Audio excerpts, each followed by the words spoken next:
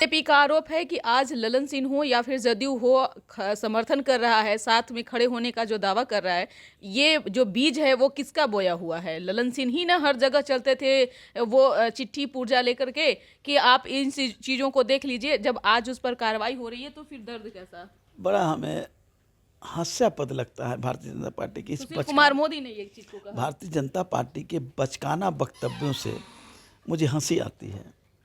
कौन क्या पहले किया, कौन क्या कहा, आप उस समय से अभी तक क्या कर रहे थे?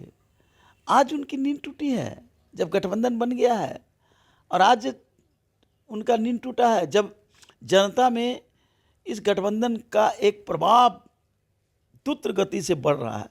लालू परिवार सहित उनकी बेटियों पर जो छापेमारी हो रही है, रोहिणी आचार्य ने तो साफ तौर से कहा कि अगर हमारे पापा को कुछ हो जाता है तो मैं छोड़ूंगी नहीं। क्या लगता है कि ऐसे में जो अभी जांच जो चल रही है एजेंसियों का, उसमें उसको सही मानते हैं? देखिए, एक बाप के प्रति बेटी की जो दर्द होता है, जो प्यार होता है, जो आकर्षण होता है, वो उस रूप में आप देखिए। इसको कानूनन, इसको अन्य चीज़ों के चश्मे से मत देखिए। रोहिणी ने किडनी दे करके अपने पिता को, जान को बचाने का काम किया। नमस्कार, आप न्यूज़ फाउंडेशन देख रहे हैं, मैं हूं आपके साथ वंदना। इन दिनों सीबीआई और ईडी की छापेमारी लगातार लालू परिवार सहित अन्य लोगों पर चल रही है। बता दें कि जो लिंक जुड़ा हुआ सीबीआई हो या फिर ईडी को मिल रहा है, वहां जांच जाकर के कर रही है। फिलहाल जिस तरह से राजद के द्वारा यह कहा जा रहा है कि तेजस्वी यादव पापा बनने वाले हैं, उनकी पत्नी प्रेग्नेंट हैं, ऐसे में सीबीआई और ईडी का पूछताछ करना कहीं ना कहीं उनके सेहत पर जो है वह बुरा प्रभाव डाल रहा है। हमारे साथ बात करने के लिए हैं राजद के राष्ट्रीय महासचिव श्याम रजक, पूर्व में बिहार सरकार में मंत्री भी रहे हैं। कैसे इन सब चीज़ों को देख रहे हैं आप लोग? दुहाई तो दे रहे हैं लेकिन सुनने को कोई मैं दुहाई नहीं दे रहा हूँ। हम इसलिए दुहाई नहीं दे रहे हैं कि हम चिंतित हैं कि इस देश में 142 आईआईटी के छात्र, जो दलित छात्र हैं, आत्महत्या कर ले रहे हैं। सरकार के कानों कान कुछ उस पर जू नहीं रेंगता है। करोड़ों नौजवानों के रोजगार छीन लिए गए। सत्ता पक्ष को, भारतीय जनता पार्टी के कान में जू तक नहीं रेंगता है। किसान भी आत्महत्या कर रहे हैं, उनको किसान खेती अब छोड़ने के स्थिति में है, उनके कान में जू नहीं रेंगता है। शिक्षा का बाजारीकरण हो रहा है, उनके कान में जू तक नहीं रेंगता है। दूसरी तरफ भारतीय संस्कृति की दुहाई देने वाले भारतीय जनता पार्टी भारतीय संस्कृति में है कि आप नारी का सम्मान करिए, नारी की सुरक्षा कीजिए। लालू यादव की, उनकी पुतोह गर्भवती है, और गर्भवती औरत को 16 घंटे तक मानसिक कष्ट दे करके आप किस निष्ठा का प्रकटीकरण करना चाहते हैं? क्या जिस तरह एक कहानी जो हम लोग पढ़ते हैं, कृष्ण की निर्माण के समय, कृष्ण की उत्पत्ति के समय किस तरह उनके पहले के बच्चे को गर्भपात करा दिया जाता था, बाद में किसी न किसी तरह कृष्ण पैदा हुए। एक कहानी है, किंवदंतियाँ हो या जो हो। क्या उसी की पुनरावृत्ति करना चाहते हैं? और यही कह कर के आप भारत की संस्कृति को आप सुरक्षा में रखना चाहते हैं? ये बहुत ही गलत है। आप अपने प्रकोष्ठ के माध्यम से, अपने संगठन के प्रकोष्ठ के माध्यम से आप लोगों को दहशत फैलाना चाहते हैं। मैं तो ये मानता हूँ, और देश मान रही है, कि भारतीय जनता पार्टी की प्रकोष्ठ जो नई 3 प्रकोष्ठ बनी है, पहले तो युवा मोर्चा था, एबीवीपी था, मजदूर संघ था, विश्व हिंदू परिषद था। अभी नए 3 प्रकोष्ठ बने हैं, उनके 3 जो सेल है, CBI cell, IT cell, ED cell, जो भारतीय जनता पार्टी के सेल है, उस सेल के माध्यम से आप जो दहशत फैलाना चाहते हैं, आपको शायद इतिहास नहीं पता है। समाजवादियों के खून में विचारों के प्रति प्रतिबद्धता है। बड़ी से बड़ी शक्तियों से हमने लड़ा है, चाहे वो अंग्रेज़ों से लड़ना का सवाल हो, चाहे वो 77 का सवाल हो, 89 का सवाल हो, प्रेस बिल का सवाल हो। बराबर समाजवादियों ने कभी भी समझौता नहीं किया है। आप कितना भी दहशत कर ले, कितना भी आप परेशान कर ले, सत्य परेशान हो सकता है, पराजित नहीं होता है। परेशान कर ले, परेशानी से हम झुकने वाले नहीं हैं, टूटने वाले नहीं हैं, हम और निखरेंगे चमक के साथ। क्योंकि नीतीश कुमार और तेजस्वी यादव जी के जो गठबंधन बना, उस गठबंधन का देश में एक प्रेरणा मिली है और देश के लोगों में विपक्षी गठबंधन का एक जुनून सवार हुआ है। और इससे जो भारतीय जनता पार्टी दहशत में है, इसके आवेश में वो इस तरह की हरकत कर रही है। लेकिन अब समय चला गया है, अब तो 24 आने वाला है, आप कुछ भी कर लीजिए।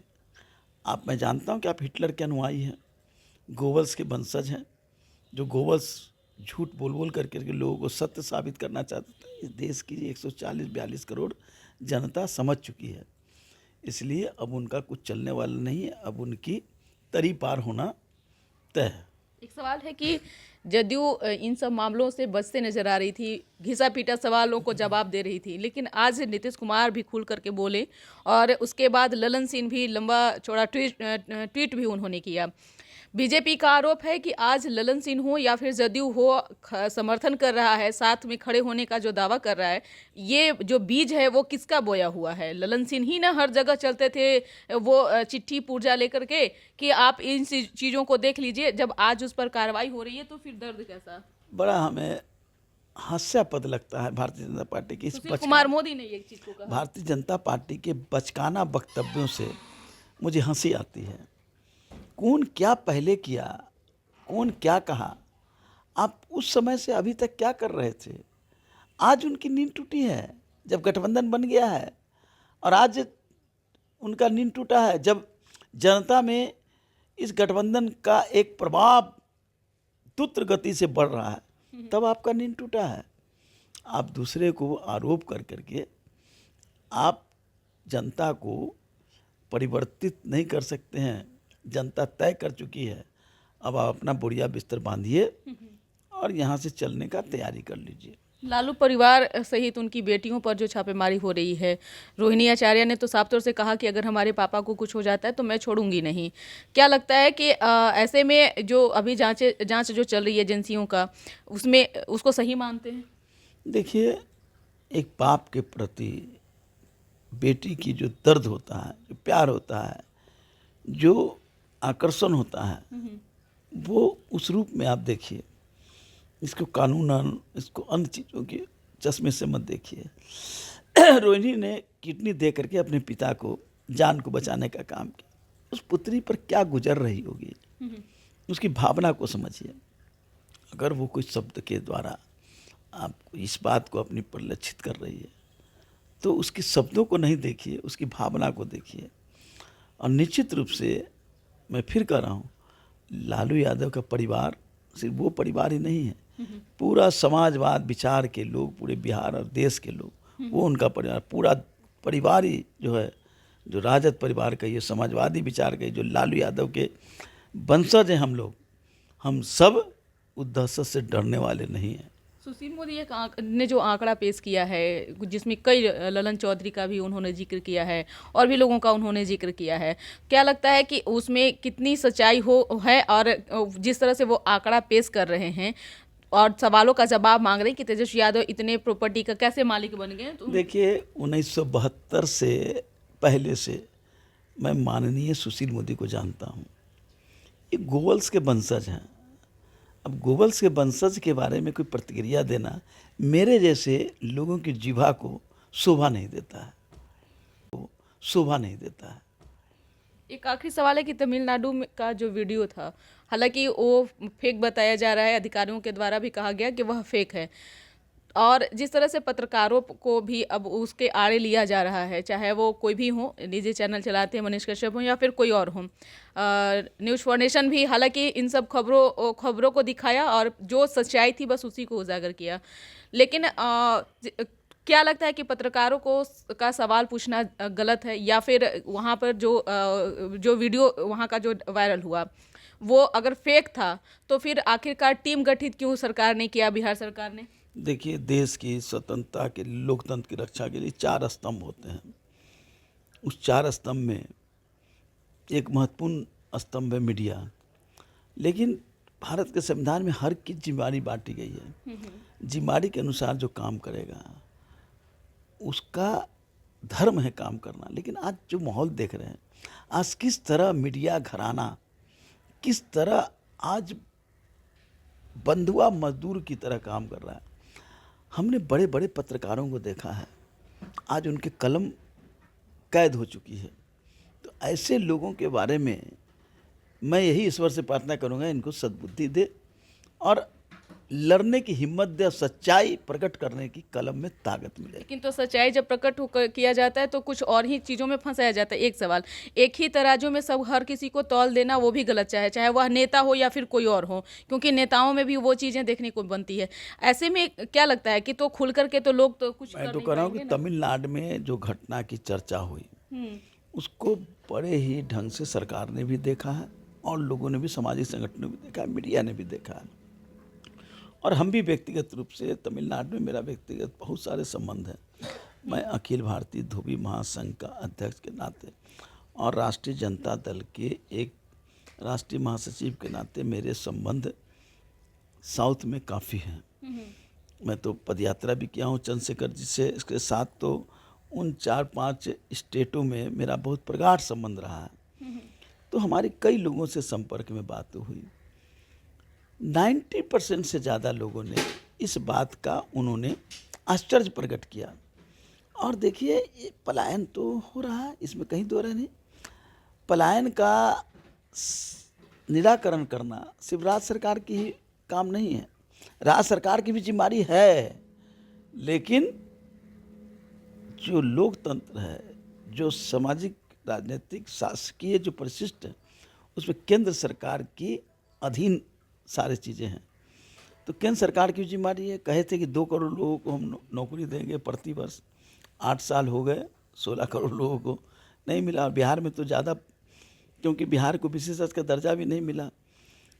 बिहार के में इंडस्ट्री नहीं लग रहे हैं, क्योंकि जो चाहिए वो चीज़ उनको नहीं मिल रहा है। टैक्स में छूट हो नहीं मिल रहा है उनको, ज़मीन का कर कम हो, बिजली का कर कम होती तब होगा जब हमारे पास आर्थिक स्थिति ठीक रहेगी। पहले बिहार में 90 और 10 का हिस्सा होता था। 90 केंद्र सरकार देती थी, 10% बिहार सरकार देता था। अब तो 60-40 हो गया, अब तो 50-50 भी हो गया। तो ये स्थिति, आर्थिक स्थिति से आप पंगु बना रहे हैं बिहार को। और जो केंद्र प्रायोजित जो हमारी योजनाएं चल रही है, उस योजना के लिए भी आप राशि नहीं दे रहे हैं। तो इस तरह से तो पलायन का होना स्वाभाविक है। और इस राज्य का तो दर्दनाक रहा है। भिखारी ठाकुर ने विदेशिया लिखा था और उसको आज भी लोग देखते हैं और आंखों में आंसू बहता है। तो वही पलायन का ही था। मॉरिशस और त्रिदेव गए लोग यहाँ से, वहाँ शासकीय में स्थान बना लिए, लेकिन मजदूरी करने गए थे। तो ये स्थिति है। इस स्थिति का निराकरण तो हम सब मिल करके करना होगा। और देश एक है, अलग अलग खंड है, अलग अलग राज्य हैं, लेकिन उसके लिए, लेकिन जो स्टालिन के बयान आए, स्टालिन ने तो यहाँ तक कि हर जिले में जा कर के वो बिहारी मजदूरों के साथ संवाद कर रहे हैं। था कि जब वो फेक था तो फिर सरकार उसको फिर इतना ज़्यादा कोई सवाल आता है तो जांच कमेटी बनाना। इसके अलावे भी श्याम जी, इसके अलावे भी बहुत सारी चीजें हैं। जब कोई सवाल आते हैं तो जांच कमेटी बनाना सरकार का दायित्व होता है, क्योंकि दूध का दूध, पानी का पानी हो जाएगा। कोई चीज़ छूट गया हो, कोई छोटे से छोटे भी छेद अगर हो, तो जांच के बाद वो साबित हो जाते हैं। तो जांच हुए, सीनियर अफसर हमारे गए। आप बाला मुरुगन के बारे में हम बीजेपी से भी कहना चाहते हैं और अन्य लोगों से भी, उनके ईमानदारी पर, उनके कर्मठता पर, उनकी कार्यशैली पर आज तक कोई प्रश्नवाचक चिन्ह नहीं लगाया है। ऐसे अफसरों के नेतृत्व में वहाँ टीम गई। उन्होंने जो रिपोर्ट दिया है, और जो स्टालिन से बात हुई, जो वहाँ के गृह मंत्री से बात हुई, वहाँ के डीजी से बात हुई, तो ये सारी चीज़ों से लगता है कि ऐसी कोई बात, घटना नहीं घटी। लेकिन इस तरह की घटनाओं को आप माहौल को तनावपूर्ण बनाना और एक टकराव पैदा करना, देश में लोगों के बीच एक विभेद पैदा करना, ये लोकतंत्र के लिए अच्छा नहीं है। बहुत बहुत शुक्रिया। तो आप सुन रहे थे क्या कुछ कहना था राजद के राष्ट्रीय महासचिव श्याम रजक का। इस खबर बस इतना ही। बने रहिए न्यूज़ पोनेशन के साथ। तब तक के हमारे चैनल को सब्सक्राइब नहीं किए हैं तो कर लीजिए। धन्यवाद।